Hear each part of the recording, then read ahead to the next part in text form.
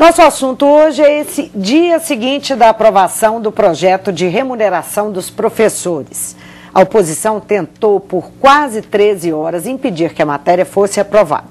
Mas na noite dessa quarta-feira, o projeto passou com 51 votos a favor e 20 contrários.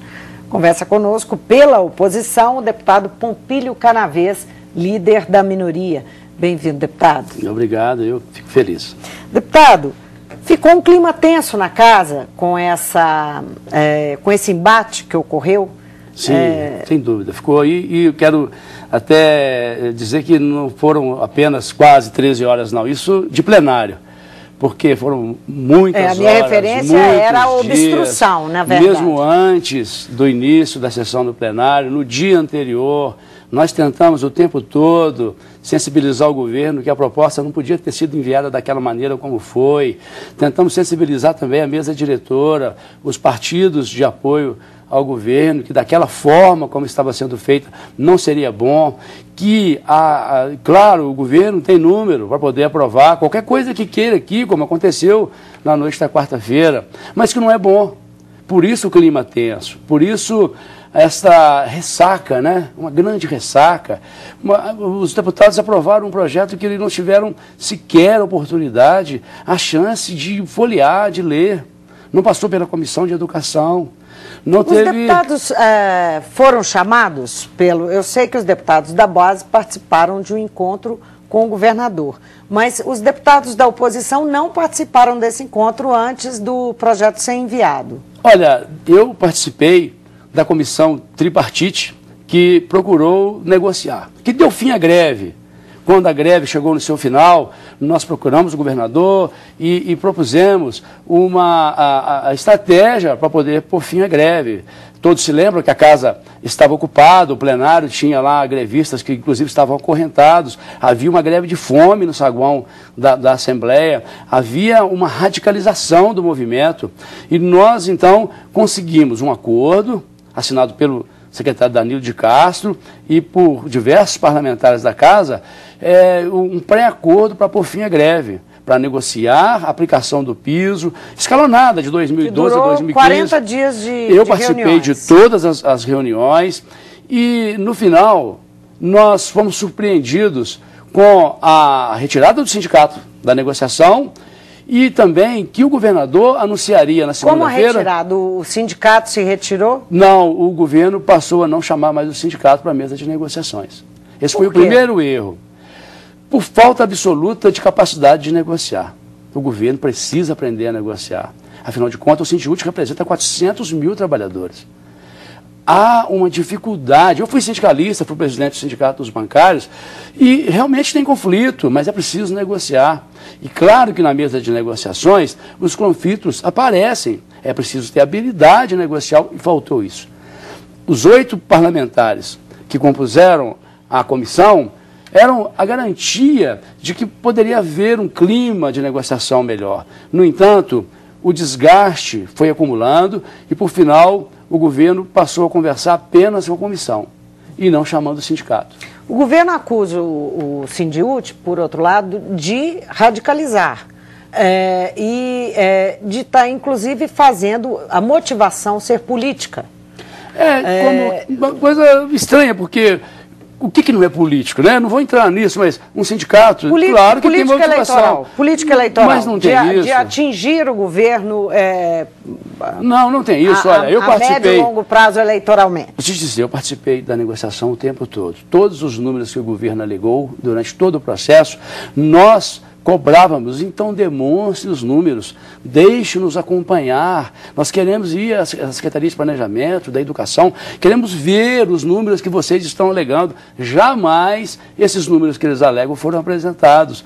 E o sindicato queria expor o seu pensamento, dizer que por que ele não concordava com a forma que estava sendo apresentada, e havia um acordo escrito, onde nós assinamos, a casa, a Assembleia assinou, e o governo do Estado, através do secretário Danilo de Castro. Deixa eu ver se eu entendi. O que o senhor está dizendo, então, é que quando o governo diz que chegou nos limites das suas possibilidades financeiras para atender, ao apresentar esse projeto, ele alega isso? Ele não disse isso.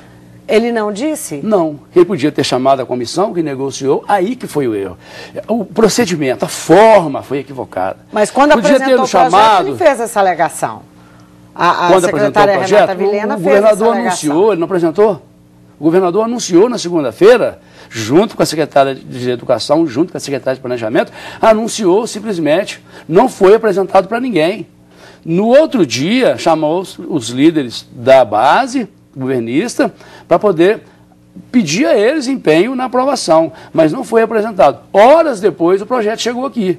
Chegou e em poucas horas nós tivemos aquele clima de tensão, um clima muito ruim. Começou de uma maneira muito ruim, porque as galerias foram fechadas, o cafezinho foi fechado, num precedente muito ruim. Foi preciso convencer o presidente, e o presidente foi convencido, o presidente compreendeu, ficou sensibilizado, e nós acabamos abrindo as galerias para que os professores pudessem acompanhar uma votação que tem a ver com a vida deles, que vai mudar a vida deles. Considerando aí essa discussão sobre o piso salarial, um argumento que deputados da base usaram é que esse problema que o governo de Minas enfrenta, governos petistas também estão enfrentando. Foi citado a Bahia, Rio Grande do Sul, que tem problemas para pagar o professorado, que faltam recursos para isso. E é verdade,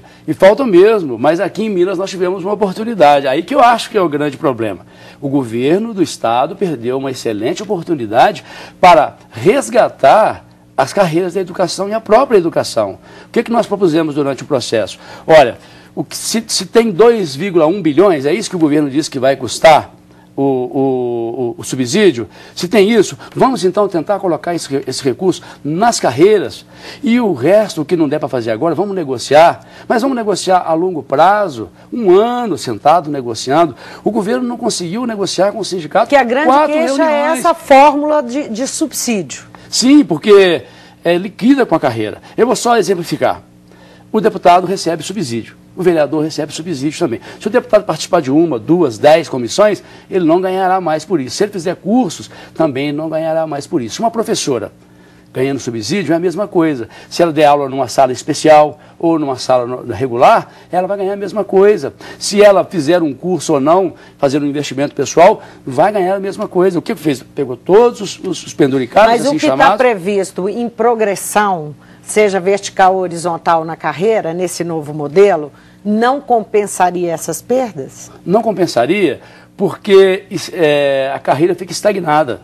No primeiro momento, no primeiro contra-cheque, pode até ter-se a ilusão que ganhou-se. Mas ao pegar todas as vantagens e virar tudo uma só remuneração, no futuro, bem próximo, isso vai provar que não vai dar certo. O deputado Antônio Júlio fez um exercício, pegou diversos contra-cheques e tentou aplicar o subsídio do governo. Ele viu que não consegue. Olha, uma jornalista me disse... O governo está apostando que no início do ano, quando os professores virem os contra-cheques... Olha, essa forma de remuneração que foi mudada... O senhor acha que pode ter greve no início do ano? Eu não sei, é muito difícil de mobilizar, foi numa greve muito longa, eu fui sindicalista, sei que não é fácil mobilizar, mas que restou uma grande insatisfação, uma frustração com a forma, com o procedimento, sem dúvida. Eu creio que ontem, na quarta-feira, durante a sessão, os professores do estado inteiro estavam de olho na TV Assembleia, acompanhando atentamente, querendo ouvir os parlamentares do governo que não falaram uma vez. Nenhum parlamentar do governo usou o microfone. E olha, seria bom para colocar o contraditório, para defender o projeto. Ninguém, a não ser o relator do projeto, que acabou fazendo a leitura do projeto. Então, eu acho até que esse projeto podia ser esse projeto, mas se tivesse sido debatido com a Assembleia, se tivesse sido apresentado para o sindicato, não foi apresentado para os professores, viu? Esse projeto... O senhor está dizendo que o problema não é a fórmula, mas a forma? O procedimento, a forma. Não é a fórmula, então, que o projeto contempla? Não apresentar para o sindicato. Não foi apresentado para os professores. Eles foram surpreendidos com a leitura do projeto na casa. Está errado o procedimento, está errado o processo. Olha, a casa também.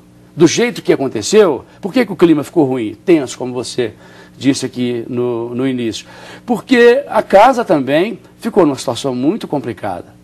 Eu até brinquei, se tivesse daqueles programas de TV que chega e pergunta para os parlamentares na hora o que significa aquele projeto, nenhum deputado, conseguiria explicar o que votou na quarta-feira. Você acha que fica desgaste para o governo? Fica desgaste. Eu acho até que tem... Para a Assembleia?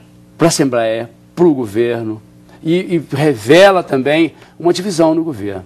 Eu senti que uma parte do governo queria negociar e uma parte não queria negociar. A minha impressão é que esse projeto não saiu da Secretaria da Educação. Ele saiu da Secretaria do Planejamento. Teria que ter sido discutido pelos técnicos da educação, com o olho na educação e não do jeito que foi. A secretária Renata Vilhena é que está dando as entrevistas explicando o projeto todo. Olha, cabe algum tipo de recurso? Considerando que sim, vai haver uma mudança, o Sindiúti é uma lei aprovada, não? Sim, o Sindiúti entrou com um liminar no STF, dizendo, cobrando que subsídio não é piso, questionando a forma como foi feita. Aí depende do judiciário. Mas a coisa que eu lamento, que eu penso, é que foi perdida uma oportunidade de pensar não no governo, mas no Estado, de repensar a nossa educação. Havia a Assembleia, os parlamentares que estavam representados ali, 4 parlamentares de oposição e 4 parlamentares de situação, todos no mesmo sentido, todos querendo resolver. E nós perdemos essa oportunidade, que é muito difícil agora de qualquer parlamentar querer participar de alguma comissão. Como que participa de uma comissão que no final das contas não é levada em consideração, não é ouvida? Eu acho que esse foi o erro. Foi o procedimento. Não precisava nem ter a greve, depois a greve se arrastou indefinidamente, depois o procedimento na negociação não foi bom, depois o final então aí que foi terrível. Manda um projeto com poucas horas para que a casa tenha o constrangimento de aprovar um projeto que não leu, que não sabe o que se trata. Nós aprovamos, está aprovado, agora é lei. O governo aposta que os professores ficarão felizes e satisfeitos que estarão resolvidos os problemas. Nós pensamos o contrário.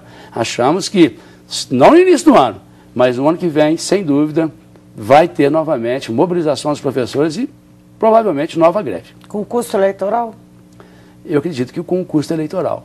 Com custo eleitoral, porque pode ser que muita gente diz que professor não elege, mas ele pode prejudicar.